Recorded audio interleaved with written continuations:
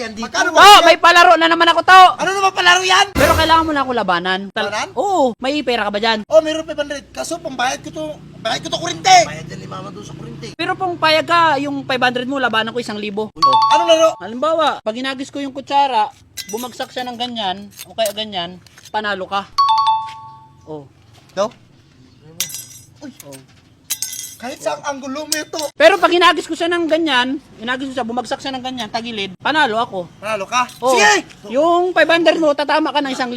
Abi ako magawa kasi. Panalo na ito? Kasi. Pambayad ko to kurente. Wala yan. Susak ko bala. Kasi.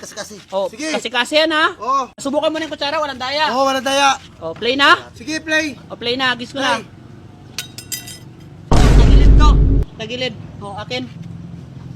Akin. Tagilid, oh. Oh. Bakit ganyan yan? Bakit nagtagilid yan? Wala ka man nagsabi, rulas ko man yan. Hindi kasi tayo Ay, hindi ah.